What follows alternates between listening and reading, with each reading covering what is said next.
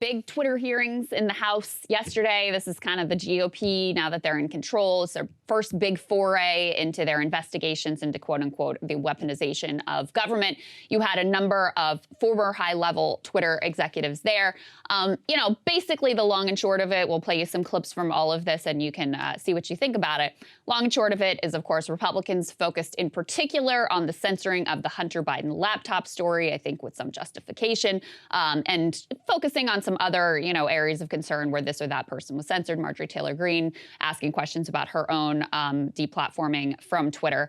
Democrats were focused a lot on, number one, saying like, oh, this is all a giant waste of time. And number two, that they actually didn't do enough to censor extreme content, especially leading up to January 6th. So that was kind of the overall, that was like what the partisan sides were jockeying about.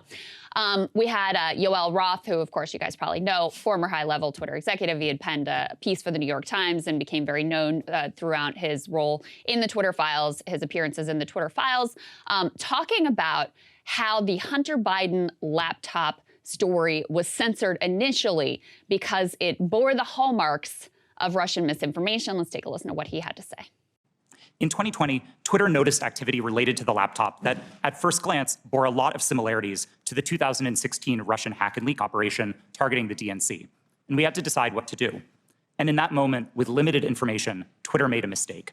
Under the distribution of hacked material policy, the company decided to prevent links to the New York Post stories about the laptop from being shared across the service. Within just mere minutes or hours after the New York Post published its story on the Hunter Biden laptop, at 8:51 a.m., you sent a message to a team, part of your team, I assume, and you said it isn't clearly violative of our hacked materials policy, referring to this story.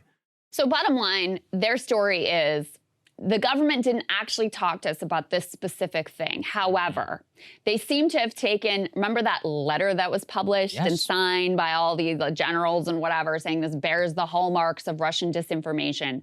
They apparently took that very seriously, number one. Number two, the idea that hacked materials shouldn't be distributed or that there was some grave error in the way that they handled the WikiLeaks information, I just think this is total nonsense. I mean, journalists get information from a variety of sources, oftentimes very sketchy, sometimes hacked materials, all the time. That material, even if this was a Russian hack and dump operation, it still shouldn't be banned. So that's another piece. And then finally, Sagar, it seems like what happened here potentially is the same thing that happened with Facebook, where you had all these meetings with the FBI and they're saying, oh, something might come. We're worried something's going to come, something's going to come, something's going to come. And then when this story drops and you have official Washington come in and say all the hallmarks of Russian misinformation, they were primed to act even without needing the government to tell them specifically to act on this particular piece of information. Oh, absolutely. I mean, the FBI fingerprints on this are everywhere. And I believe, we have this next one here, which shows Jim Jordan actually talking to Jim Baker, who was literally worked for Jim Comey, was actually got in trouble at the FBI for mishandling Russiagate specifically, then hired by Twitter, which it's like, how can you just continue to fail upward? Like, imagine getting fired from your job for doing a bad job and then getting paid millions of dollars more to go work at one of the biggest tech companies in the world. It's insane. And of course, he also denies any FBI fingerprints on all of this, but he literally was the FBI general counsel. Let's take a listen to what he said. Mr. Baker, you said you didn't talk with the FBI that day. Did you talk to the FBI about the Hunter Biden laptop story prior to then or after that day? I'm trying to make sure I can answer this question consistent with the restrictions that I talked about in my opening Simple statement. question. You talked to the FBI about the Hunter Biden story? I do, to the best of my recollection, I did not talk to the FBI about the Hunter Biden story before that day. Did you talk to him after it? You said your response is real specific to the chairman. You said, I did not talk to the FBI about the Hunter Biden laptop story that day. I assume that day is October 14th. I want to know if you talked to him on the 13th or before, or if you talked to him on the 15th and after. I don't recall speaking to the FBI, sitting here today, I don't recall speaking to the FBI at all about the Hunter Biden matter. Well, then why'd you answer it the way you did?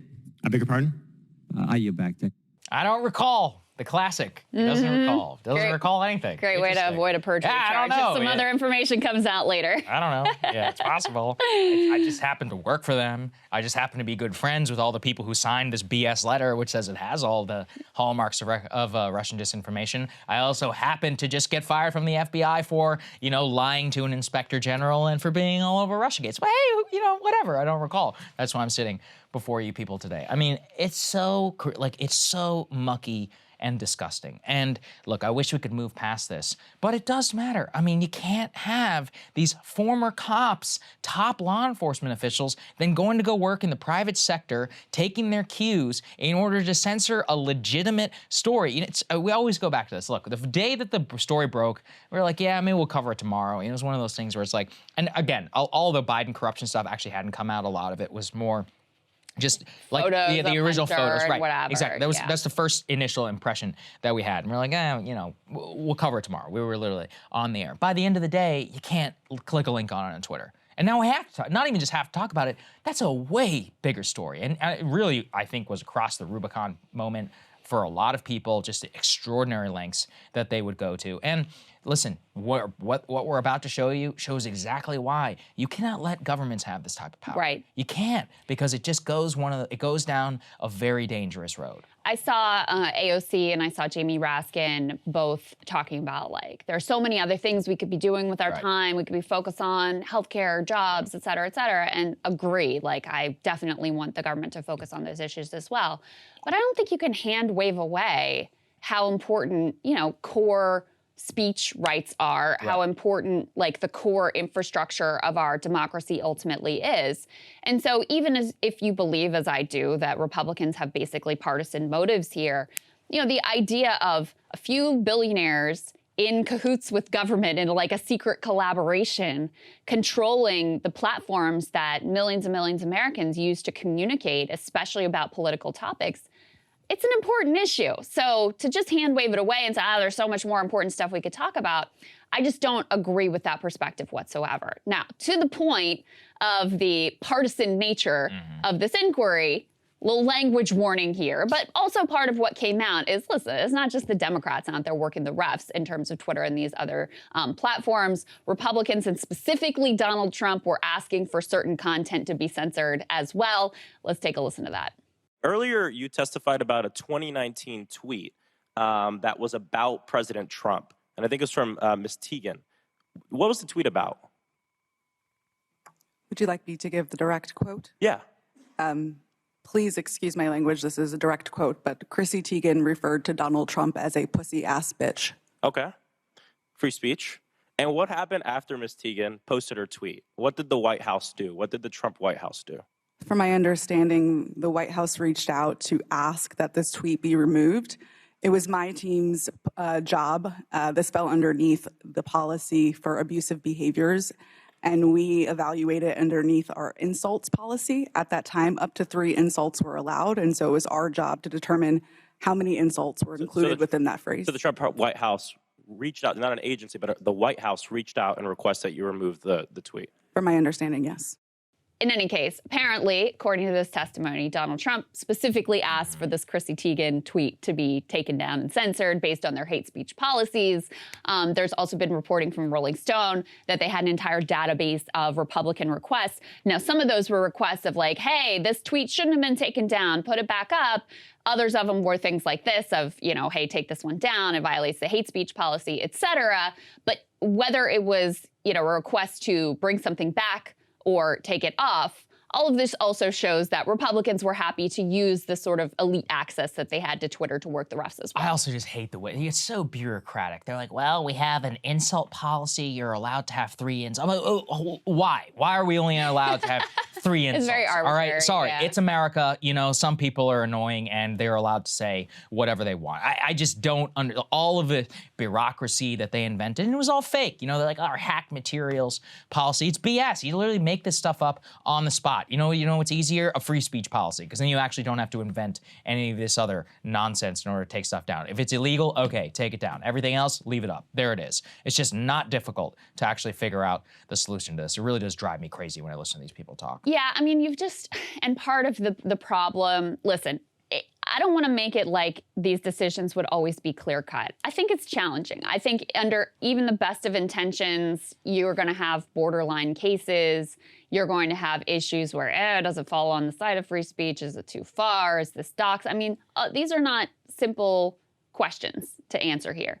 But the total lack of transparency, the fact that this is all happening in a black box, the fact that you have powerful government elites and agencies like the FBI collaborating to work the refs to get their interpretation of the rules imposed on all of this, and again, all happening in secret, that is a major, major problem for our democracy when these tools are so core to speech at this point. So actually saw Cori Bush, Congresswoman, make a good point about how, in her view, there should be some sort of public ownership so that you have some sort of democratic accountability. In my opinion, that's the only direction to actually solve these problems. The other direction to go in would be to break up some of these platforms so that they have less individual power.